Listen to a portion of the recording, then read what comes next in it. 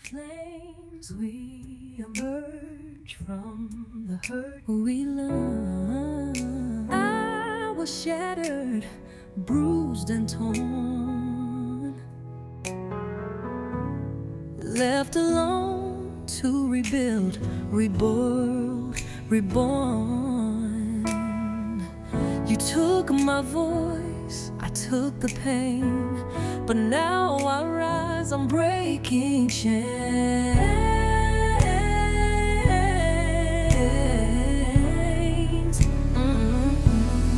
I'm the phoenix rising, can't you see? You can't break me, I'm finally free. I found my fire burning bright. From the ashes I claim my light.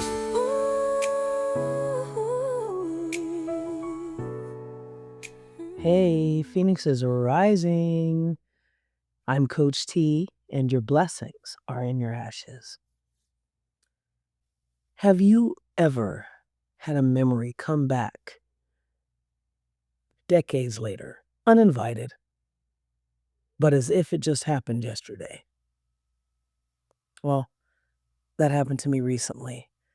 I was reminded of a woman who I was in a 12-step program with. And she said, you just want to be one of the popular kids. You want to be around the popular people.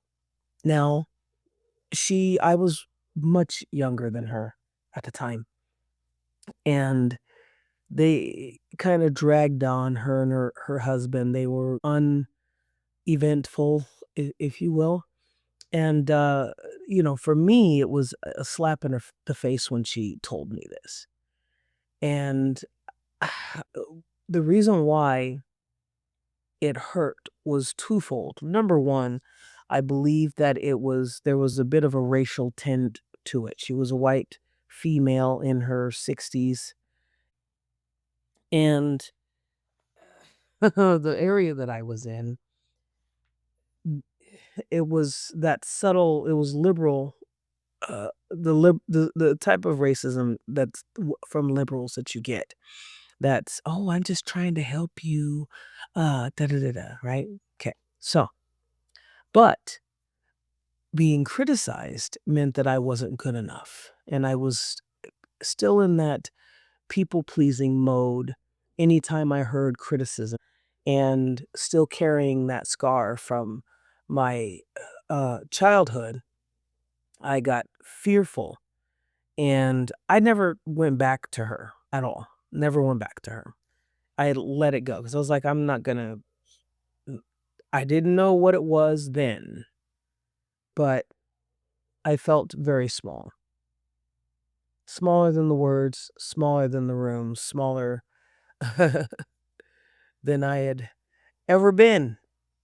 And at that time, and I didn't understand what she meant. And I couldn't articulate it. And then again, maybe I did understand what she was saying, but it didn't fit who I was. But then again, I still couldn't articulate it. So 20 plus years later, that sentence floated back. That scene floated back. And this time I looked at it different. This time I could articulate. I don't chase the popular kids. I am the popular kid. Always have been. Not because of looks or status, but because my energy was never fake. It never has been.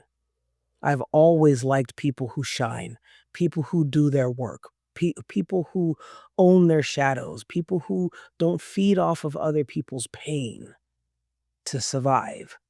Healthy people through and through. People with spirit that feels clean when it walks into a room. Not something that when you walk into a room, you wilt flowers and children and animals run. That's not vanity, that's discernment. But to those who live in their own bitterness, discernment looks like arrogance. Back then, this woman couldn't see me without her own reflection blocking the view. And that was a common reoccurrence for me. growing up. It was never, unfortunately, it's never changed. What has changed is me and my ability to recognize it, right? This one was older, tired, married to a man who didn't love himself. And it showed in their outer appearance. And somewhere along the way, she confused complacency with maturity. She said I wanted to be a part of the popular crowd.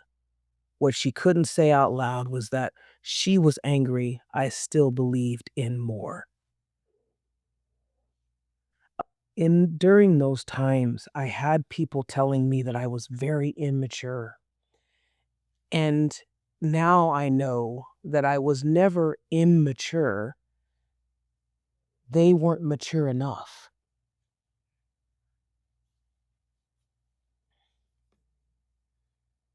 I used to be fit, full of light, driven. I wanted to be strong, not to show off, but to protect. To be that kind of woman who could hold another woman up, mind, body, and soul. I'm still that woman. The muscle just changed form. Now it's spiritual. And I've learned if your spirit's strong, it threatens the people who feed on weakness. They'll call it pride, they'll call it ego, but what they're really saying is, your freedom reminds me that I settled. When she accused me of wanting pretty women, I laughed years later, not out of mockery, but out of clarity. Pretty women are drawn to me because I was real. I wasn't playing for show. I didn't want to use them. I wanted connection, the kind that didn't rot once the light went off. And even now, I still love beauty. Not because it glitters, but because it reflects care. I want to be around people who wash their spirits like they wash their hands. People who know healing is maintenance, not a makeover. That's not shallow, that's self respect. We live in a time where narcissism has become culture, where cruelty is sold as entertainment, where whole communities mistake bullying for belonging. The gang stalking, the coercion, the gossip, it's all just the same old hunger, dressed up new. People who never learned how to build will always try to break what shines. So when the memory of her voice came back, I finally heard it right. It wasn't prophecy, it was projection.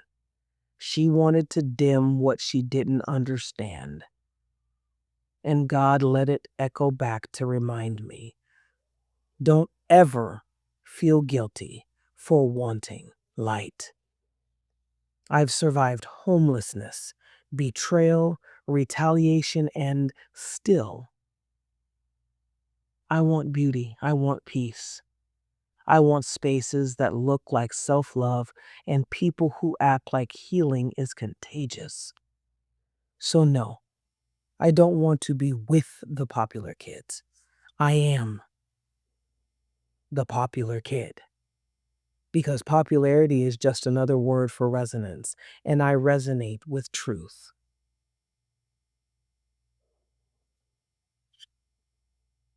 From the ashes we rise, from the soul we lead.